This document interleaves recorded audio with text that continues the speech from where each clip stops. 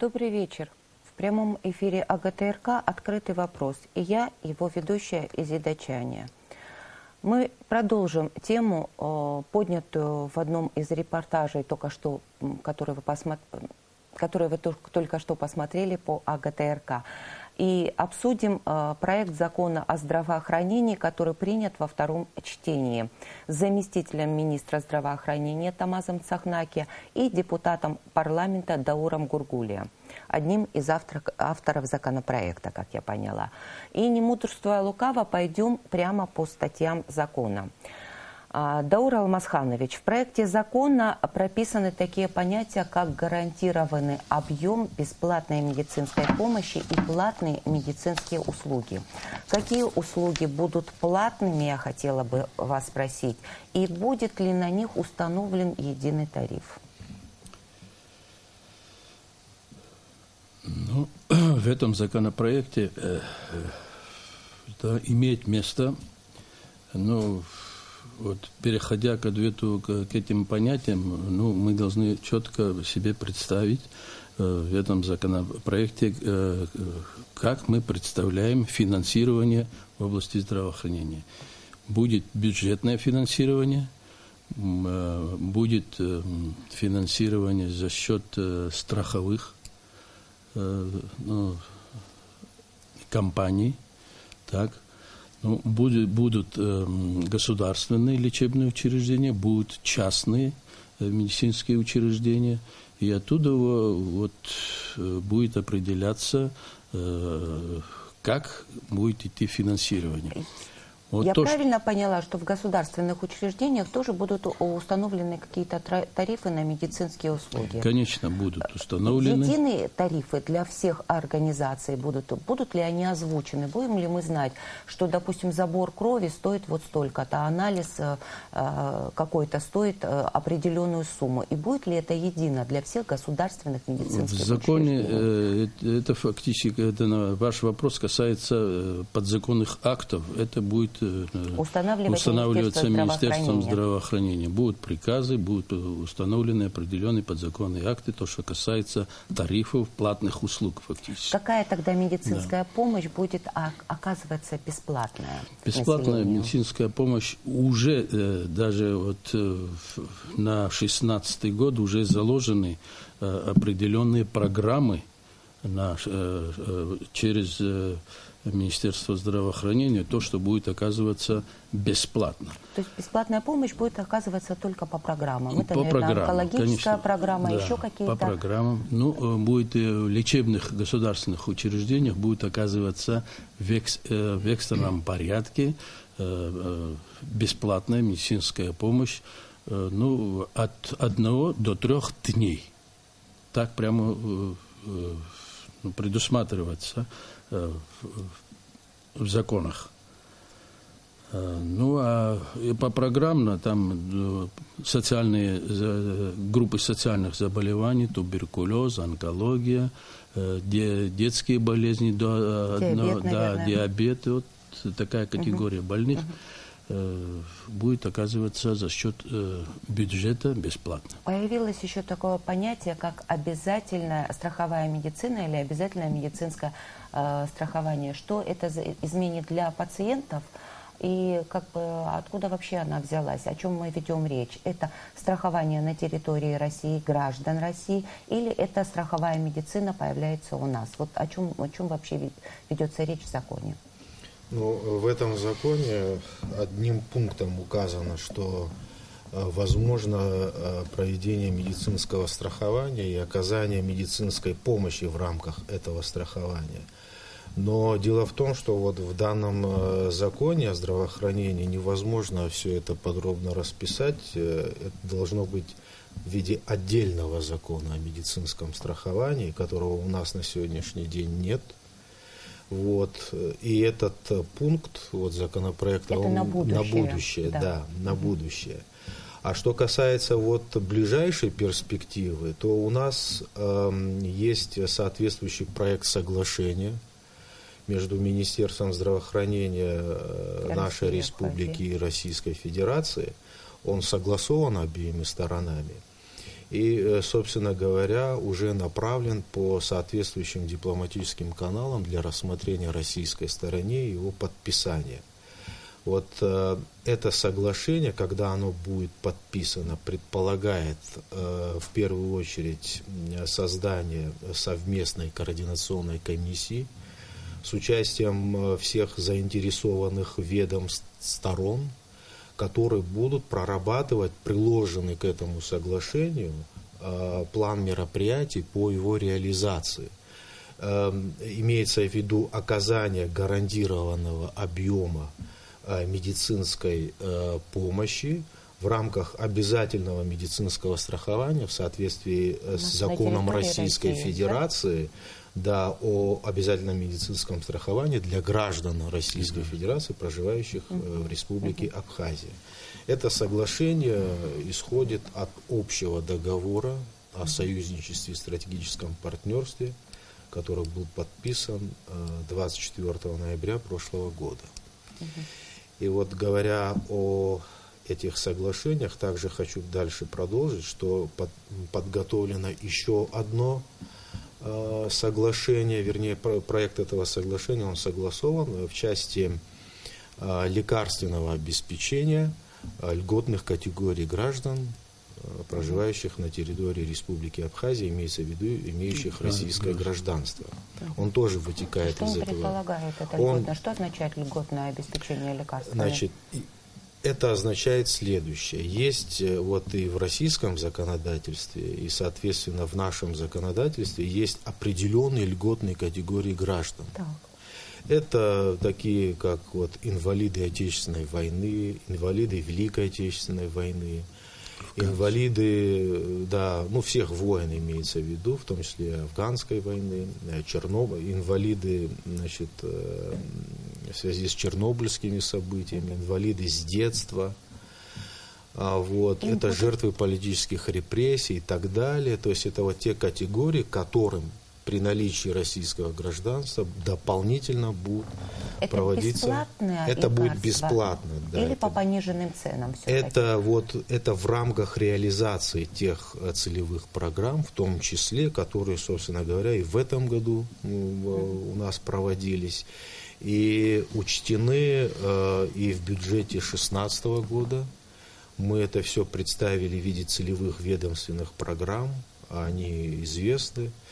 Вот.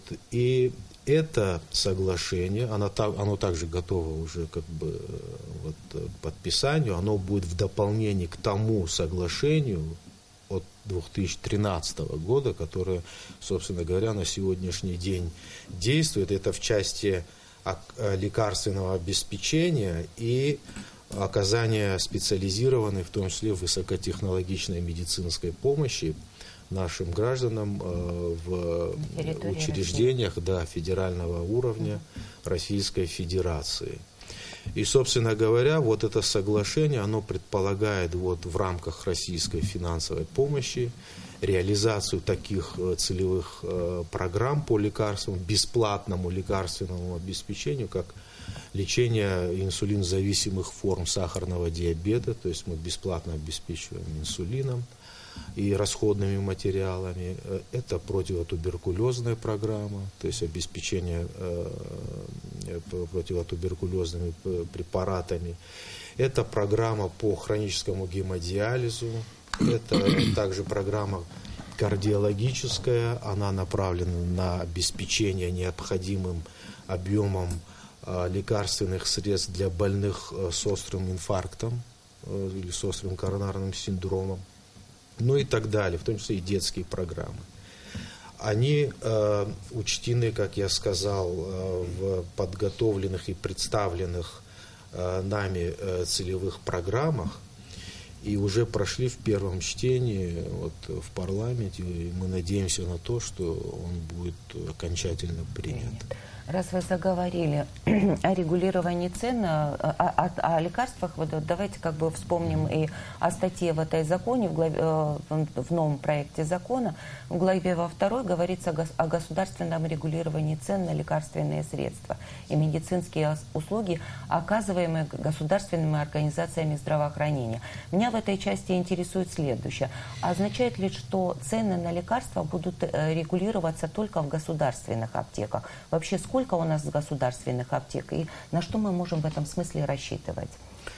Ну, прежде всего хочу сказать следующее. Государственная аптека у нас одна, это республиканское унитарное предприятие «Абхазфармация», которое находится в ведомственном подчинении Министерства экономики. И на ее же базе функционирует аптека, аптечный склад, где производится выдача препаратов, в том числе рецептурных. Ну, это имеется в виду. Цены в ней регулируются? Нет, значит, цены не регулируются. На сегодняшний день у нас нет таких нормативных документов, которые бы регулировали все эти цены. Дело в том, что приобретение, закуп этих лекарственных средств, он осуществляется вот этими организациями, вот еще раз говорю, РУП «Абхазфармация» и коммерческими аптеками, их около 120.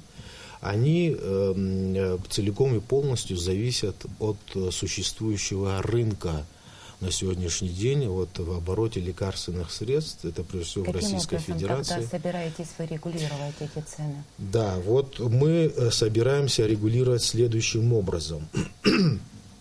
То есть нам необходимо подготовить положение о перечне жизненно важных препаратов. И при этом в этом положении, регламенте, да, зафиксировать в том числе предельную границу товарной, значит, надбавки препарата в розничной сети в том числе. Вот. Это, конечно, позволит нам, во всяком случае... В бюджете вы не пытались предусмотреть какие-то средства, которые будут перекрывать вот эти расходы, регулировать цены бюджетными вливаниями, к примеру? Совершенно верно, они есть, в том числе и в нашем новом бюджете, представленном на 2016 год. Там есть отдельная статья по лекарственному обеспечению лечебно-профилактических учреждений. Она в том числе будет направлена в дополнение на обеспечение вот граждан как на уровне стационарной помощи, так и амбулаторной части. Имеется в виду, конечно, прежде всего, это оказание неотложной помощи, вот то, о чем говорил Даурал Алмазханович в начале программы. Это гарантированный объем бесплатной помощи, он включает в себя оказание скорой неотложной, в том числе неотложной помощи, для того, чтобы вот в срочном порядке оказать пациенту необходимую в полном объеме медицинскую помощь. Даурал Алмазханович, у меня к вам такой вопрос. В законе прописаны права детей, но я вот так и не поняла возраст детей. В законе он нигде не определен, где заканчивается ребенок, где начинается подросток. Какая-то такая получилась странная картина, что это не совсем понятно. Возраст, детский возраст до 14 лет. До 14 это вы так предполагаете или как-то это прописано где-то в каких-то законах? Потому что там идут права детей отдельно и о подростках тоже говорится отдельно. В законе у нас такого нет, это же наверняка...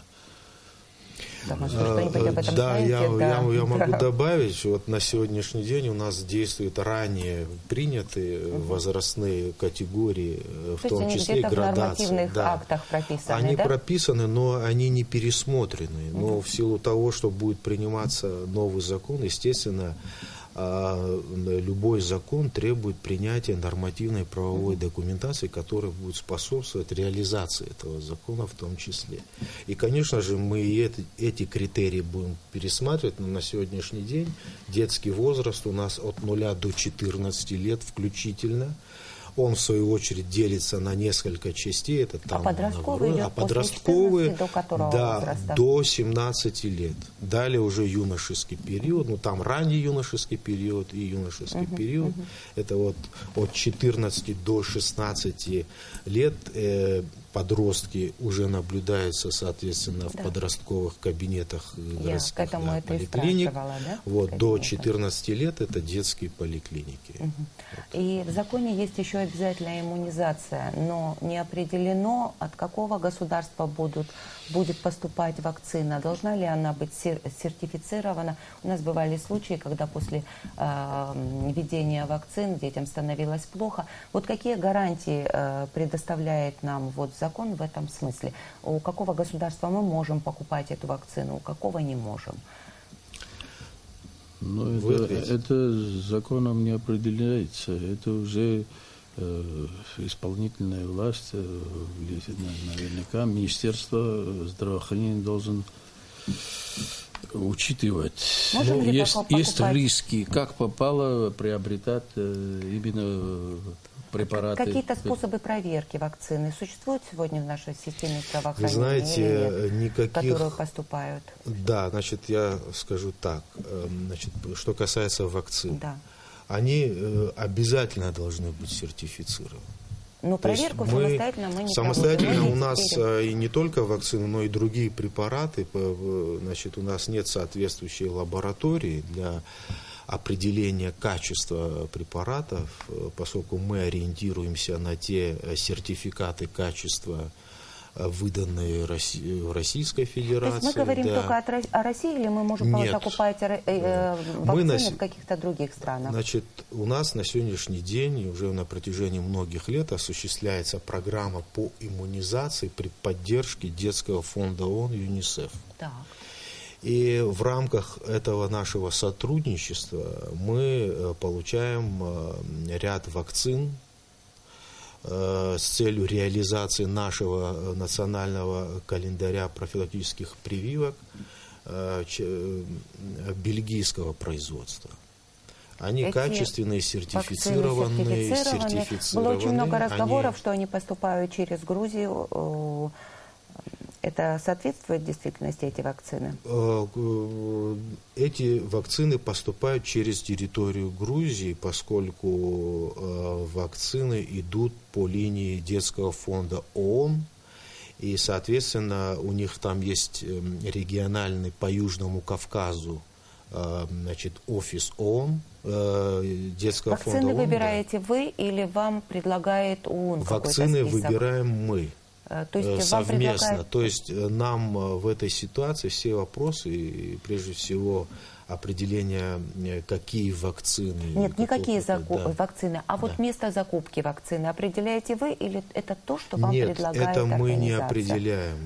Мы не закупаем вакцины, это в рамках помощи нам, значит, и поэтому все это определяет ЮНИСЕФ и закупает эти вакцины в Бельгии. Часть вакцин, в том числе по эпидемическим показаниям, таких как, скажем, антирабическая вакцина, противостолбнячная, и в рамках, значит, национального календаря профилактических прививок, такая как противокоревая вакцина, АДСМ, мы закупаем в Российской Федерации. Ну, поскольку в самой России, собственно говоря, используются в том числе вакцины иностранного производства европейского, они считаются безопасными, высококачественными. И на сегодняшний день у нас особых проблем в этом нет. Обязательная иммунизация, которая прописана в законе, это означает, что у родителей не будет выбора? То есть они в любом варианте должны привить своих детей, или они могут отказаться от прививки? От иммунизации, да? От иммунизации, да, ну от прививки. Дело в том, что есть заболевания, которые могут привести Это все понятно, да. Но могут ли родители взять на себя ответственность и отказаться от Ну, собственно говоря, они могут отказаться и зафиксировать этот отказ, соответственно, в медицинской документации. Письменным образом, Письменным образом, да. Но они должны все-таки учитывать и права ребенка, которого надо защитить от инфекции, да. Сегодня очень большая полемика ведется по поводу полезности и вреда вакцин, но мы сейчас не будем поднимать этот вопрос. Хочу сказать один пример. Вот, например, этим летом у нас были эпизоды вспышки ротавирусной инфекции. Мы вот и проводили соответствующие мероприятия совместно с санэпидслужбой. И хочу сказать, что 99% из тех, у кого были эти симптомы ротавирусной инфекции, ну, кишечной инфекции, в народе как бы вот отравление, это были из числа отдыхающих, приезжих граждан, в том числе детей, поскольку в российском календаре профилактических прививок нет вакцинации от ротавируса. Мы это проводим.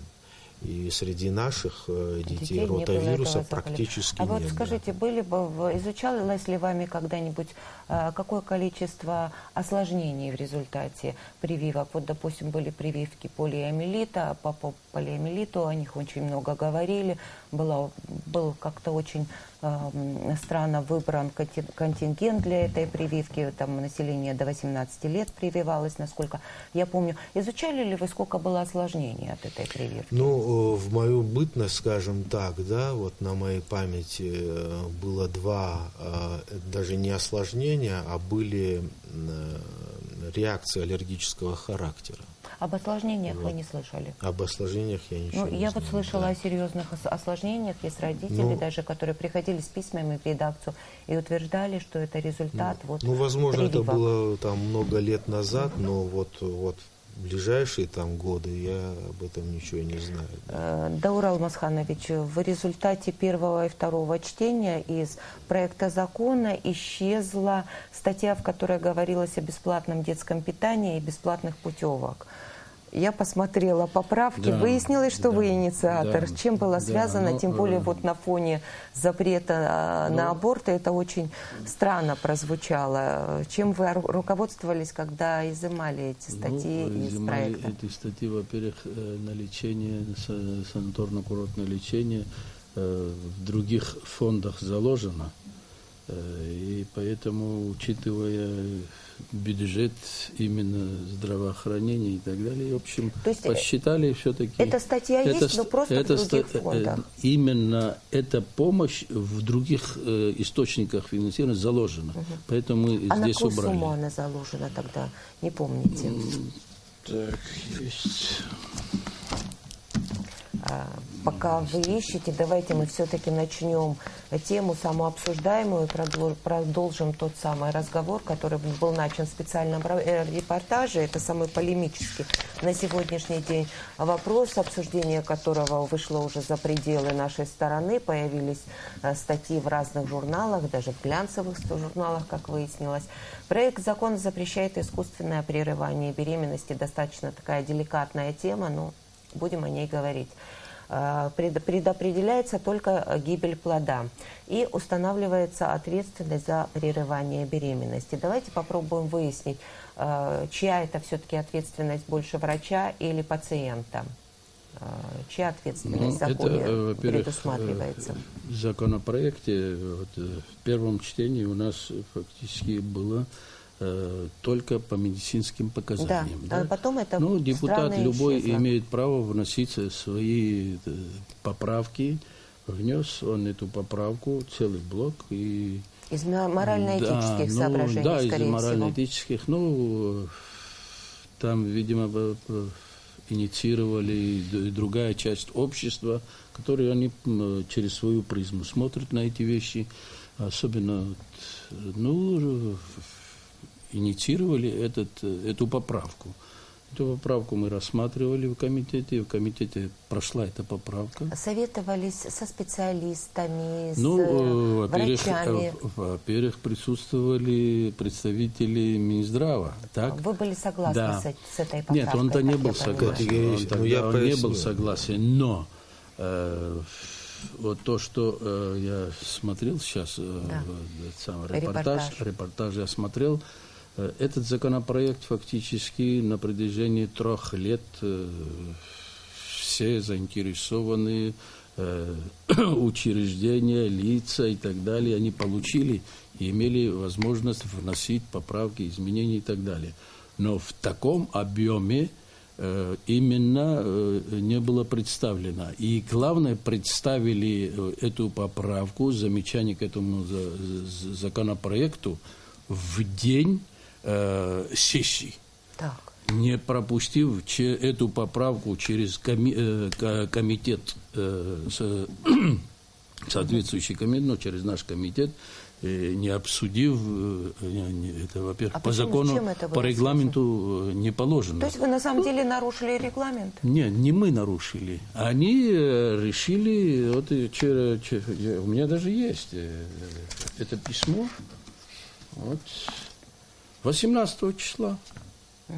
Вот принесли, и вот так быстро по пихах, вот уже законопроект прошел, первое чтение прошло, и во втором чтении, сессия на носу, они пришли. А мы не можем нарушить. Депутаты голосовали между тем, почти единогласно, насколько я знаю. Ну да, потому что вот столько поправок они принесли сейчас канун в день сессии, а не пропустив через комитет по здравоохранению, это же неправомочны мы. Это нарушение регламента.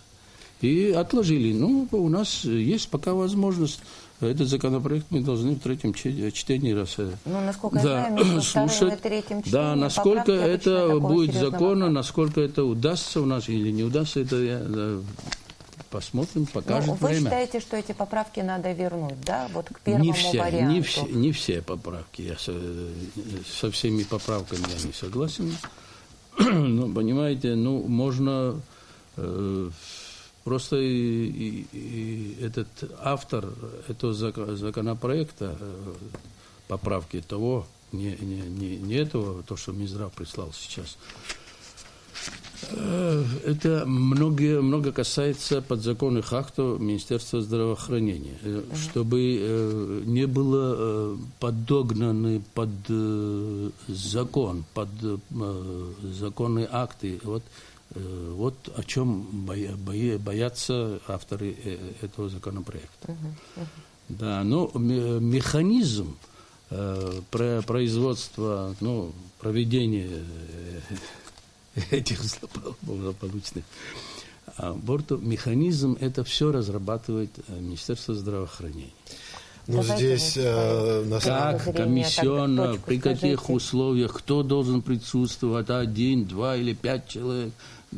Там все должно быть четко расписано приказом министра. Это в законе все не распишешь. Понятно. На этот счет у нас будет время, у нас есть впереди время.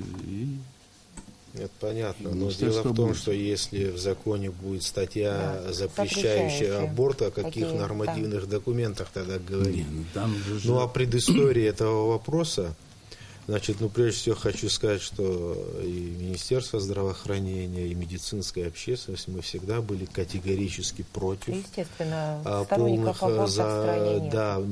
я имею в виду полного запрета абортов по медицинским показаниям. Мы не говорим вообще об абортах, мы не говорим в данном контексте о социальных показаниях, мы говорим о медицинских показаниях. И вот то, о чем говорил Даурал Алмазханович, и все это время, пока был проект закона о здравоохранении, он несколько раз менялся, нам несколько раз направляли разные варианты этого законопроекта. Конечно, наши коллективы, медицинская общественность наших лечебных учреждений в том числе изучали этот законопроект.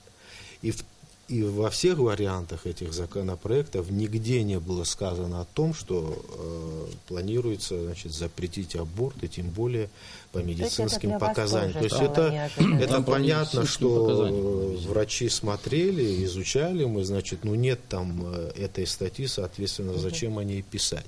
Понятно. Поэтому мы и в ходе обсуждения, рассмотрения вот этого законопроекта еще до первого чтения.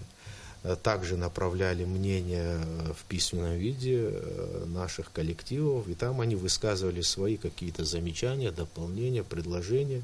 И там, естественно, до первого чтения не было вот именно этой редакции закона, понятно, что запрещающего, вводящего полный запрет на эти аборты. Поэтому здесь к нам вопросов нет. Кроме того, значит, мы, Министерство здравоохранения, вот, неоднократно участвовали на заседаниях комиссии, комитета парламента, что депутаты вас не допоняли, вы же возглавляет... свою точку зрения. Депутаты вас не поняли проблемы, которые возникнут в связи с этим. Что произошло на самом деле?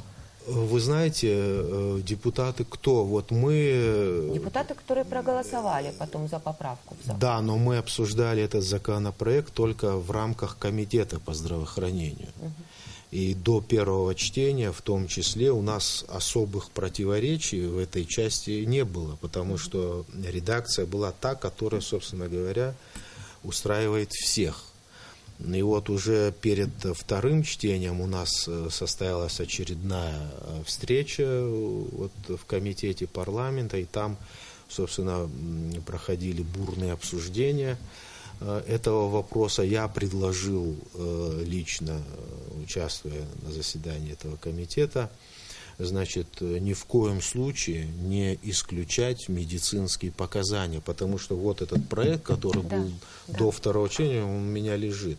Значит, предложил оставить медицинские показания, и при этом дальше, о чем вы говорили, Министерству здравоохранения следующим пунктом поручается, значит, принять исчерпывающий перечень этих медицинских показаний для искусственного прерывания. Порядок проведения операции, все это устанавливается, значит, Министерством здравоохранения. Конечно, есть принципы доказательной медицины, есть общепринятые на сегодняшний день в медицинской практике медицинские показания для прерывания беременности. Это прежде всего тяжелые заболевания, которые могут возникнуть в том числе и при беременности. Это хронические, острые заболевания, гистозы. Это понятно. То есть это те заболевания, которые непосредственно представляют угрозу здоровью и жизни матери. Не принимать здесь решения, это мы считаем недопустимым. И все-таки вот про ответственность. Чья в законе прописана ответственность? Матери или врача оперирующего? Какая это ответственность? Мне кажется, за прерывание, да, за аборт незаконный, скажем так. Да? Здесь ответственность врача вот по этому законопроекту. Законопроекту. То есть получается, что акушер-гинеколог, который будет пытаться спасти жизнь матери, будет отвечать в том числе в уголовном порядке. Поэтому здесь как-то вот вопрос не решен. Мне кажется немного бессмысленным этот вопрос в том смысле, что переехав территорию, да, границу и попав на территорию России, мы граждане России, мы в принципе можем на вполне законных основаниях. Вот как планировалось контролировать этот процесс? Вот что-то в этом законе есть, в этом пункте закона есть очень непродуманное, на мой взгляд. Можно да? вот я дополню? Да. Можно, да, пожалуйста? Конечно, да. Вот один из аргументов, вы понимаете, дело в том, что с запретом медицинских показаний мы приведем к росту криминальных абортов. Это понятно, это первое. Второе, что самое важное, мы приведем, к сожалению, к росту материнской смертности. Вот по статистике на сегодняшний день, вот последние 8 лет в Абхазии не зафиксировано ни одного случая материнской смертности. Несколько дней материнской назад смертности. Умерла девушка, женщина 34 лет, погиб ребенок. Это материнская смертность и тоже вина врача, насколько я понимаю. Это речь нет, там ничего не установлено, речь идет о замершей беременности, которая впоследствии, мы об этом говорим, которая привела к операции, к ДВС-синдрому и так далее. Она впала в кому? Да. Это вопрос о как раз-таки внутриутробной гибели плода. как вот одно из показаний, да, прерывания. Кроме того, есть прерывание беременности осуществляется в том числе приемом медикаментов. Да. А у нас в этом году был такой случай, когда беременная женщина самостоятельно, без каких-либо рекомендаций, показаний, приняла эти препараты, что вызвало самоаборт и, соответственно, профузное кровотечение, ее еле спасли. Такие случаи могут быть. Ну, не говоря уже о том, что, как вы правильно заметили, что они могут просто выезжать за пределы и проводить эти операции. Поэтому, собственно говоря, один из основных показателей службы родовспоможения – это как раз-таки показатель материнской смертности. Если есть угроза, которая обусловлена острым или хроническим заболеванием, то во всем мире, естественно, устраняется угроза жизни матери, будущей матери. Вот я хотел это сказать. Томас, я поняла, конечно, Что я хочу добавить? Да, но здесь интересы, конечно, матери защищаются полностью вашими аргументами. А вы хотите сказать... Внутриутробно плод живой организм. Правильно? Безусловно, живой. Да, живой организм. Спасая мать, убиваем неродившегося ребенка. Ну, на самом деле, Даур Алмазханович, перечень показаний, большое. Перечень показаний, медицинских показаний, он достаточно небольшой. Он весьма ограничен. Именно медицинских показаний. Что в этой ситуации следует спасать ребенка, вы статистику анализировали с 1999 года по 2015 год, сколько у нас официально зарегистрированных абортов? Внутри республики. Но это сопоставимо с количеством рожденных людей, да?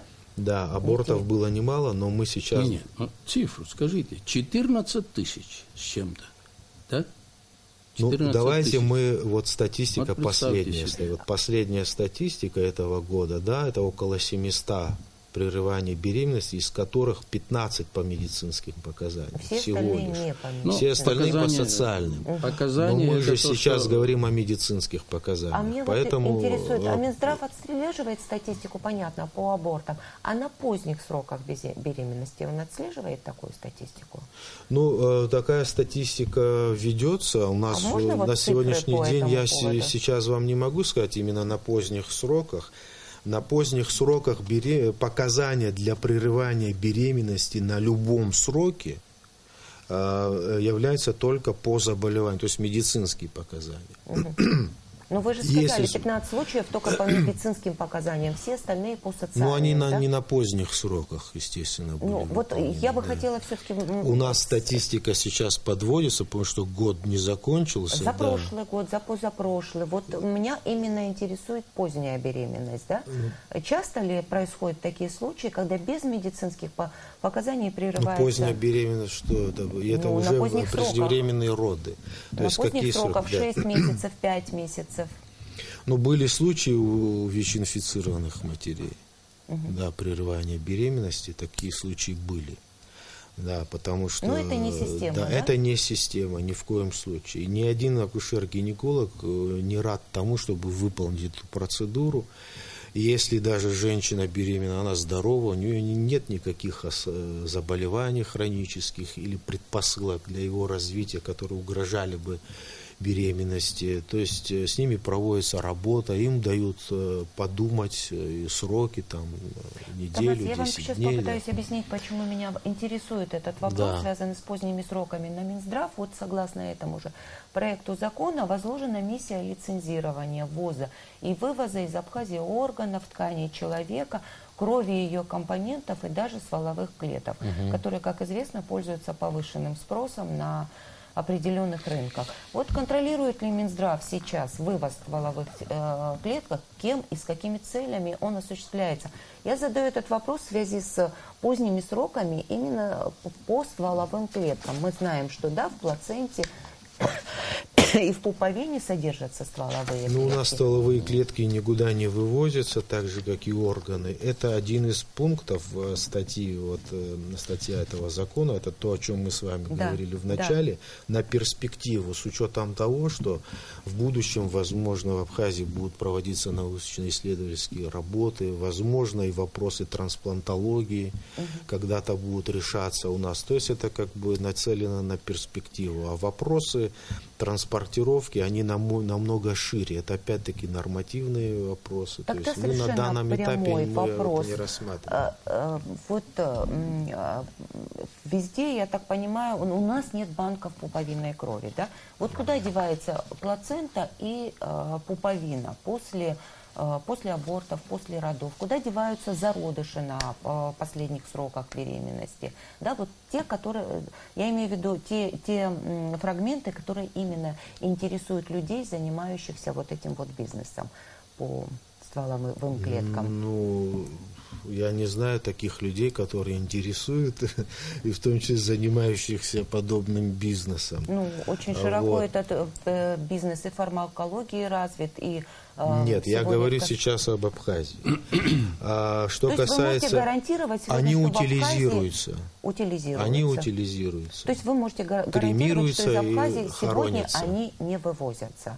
Нет, вывозились... Кто-то осуществляет контроль за этим? Вот вывозили, знаете, в редких случаях по какому поводу? По поводу того, чтобы провести гистологические исследования на территории учреждений города Сочи, когда наша гистология одно время, к сожалению, не выполняла подобные исследования. И в некоторых случаях, когда необходимо было подтверждение того или иного диагноза, в том числе, все это оформлялось должным образом, потому что эта транспортировка биоматериала через государственную границу, она имеет определенные требования, в том числе и с российской стороны, то есть в части проведения гистологических исследований. Томас, и все-таки конкретно на мой вопрос, кто контролирует утилизацию этих частей? Утилизацию частей в учреждении контролирует руководство этих учреждений. Это их прямая обязанность. Все, вы ответили мне на мой вопрос. Ну и теперь, раз мы уже заговорили о матери и ребенке, давайте выясним, что с нашим роддомом. В 2014 году Верховный суд признал объединение роддома и республиканской больницы незаконным. Когда будет решена эта проблема и когда будут восстановлены на работе те работники, которые были уволены. Я сама присутствовала на всех заседаниях суда, и вот мне как бы интересно решение этой проблемы. Я не могу понять, почему, кто затягивает эту проблему и почему она вообще затягивается. С чем связано это затягивание этой проблемы? Ну, по поводу решения суда, вы имеете в виду кассационной коллегии? Да. Значит, по поводу решения кассационной коллегии, постановления, там речь шла о том, что, значит, восстановить в должности доктора, который был сокращен в связи с реорганизацией, и там со ссылкой на трудовое законодательство в связи с достижением пенсионного возраста. Но там было указано в решении этой кассационной коллегии, что данного коллегу, доктора, необходимо восстановить в другой должности. И это определение адресовано, значит, управлению здравоохранением города Сухум. Нет, там было сказано не в другой должности, там было говорилось о том, что учреждение, в которое она требует ее восстановить, уже не существует, насколько я помню, да. Но давайте сейчас не вникать в юридические тонкости. Человека не восстановили на работе. Все остальное, по большому счету, нас не интересует. Почему ее не восстановили? Почему Минздрав не занимается правами? Там, знаете как, об этом очень много и долго придется говорить, но я скажу коротко. Давайте коротко. Да, коротко скажу. Там были заседания сначала городского суда, несколько заседаний городского суда, затем по жалобам кассационный Верховный суд. То есть здесь не было понимания того, кто и что должен делать. То есть изначально вроде бы как Минздрав, но Минздрав тот период, я имею в виду, роддом Сухумский не относился к Минздраву. Он не был юридическим лицом, он был частью городского управления здравоохранением. Соответственно, они проводили... потому что на тот период... Сегодня вы можете этот вопрос решить? Ну, с учетом того, что есть решение кассационной коллегии, постановление Верховного суда о восстановлении, в том числе и кто должен восстановить, там это указано, то решение суда должно быть выполнено. Но оно не выполняется. Но оно не выполняется в силу того, что вот были перекидывания с одной организации в другую. А что у нас с решением об объединении, разъединении роддома и республиканской больницы? Такое же тоже было решение принято Верховным судом. А что там было в Верховном суде? О том, что решение об объединении незаконное. Там не было такого решения. Этот вопрос решается... Была реорганизация в соответствии с постановлением Кабинета министров на вполне законных основаниях. С учетом всех там документы все есть, и Верховный суд, собственно говоря, этого вопроса не касался. Верховный суд касался только вот тех, которые подали соответствующие жалобы по поводу их трудоустройства. Скажите мне просто очень, будет разъединение роддома и республиканской больницы или не будет? Когда? Когда? Я хотела вообще-то у вас спросить, когда будет. Мы считаем, что этот вопрос не своевременный, и его ставить сейчас нельзя, потому что разъединение, оно никаких проблем, собственно говоря, не решит. Во всем мире, и в России в том числе, да и в ближайшем городе Сочи есть 9-я больница, многопрофильная клиника, в составе которого функционирует в том числе и служба родовспоможения. Мы говорим о том, что эту службу надо развивать, оснащать, готовить кадры, в том числе внедрять второй этап выхаживания новорожденных, создать необходимые условия для реанимации и интенсивной терапии роддома, и потом уже говорить о создании на его базе перинатального центра, но в рамках многопрофильного медицинского центра. Я думаю, что это было бы... В этой полемике мы с вами долго участвовали. Я недавно этот вопрос, где решался, присутствовал, и по моей инициативе фактически была организована встреча при президенте.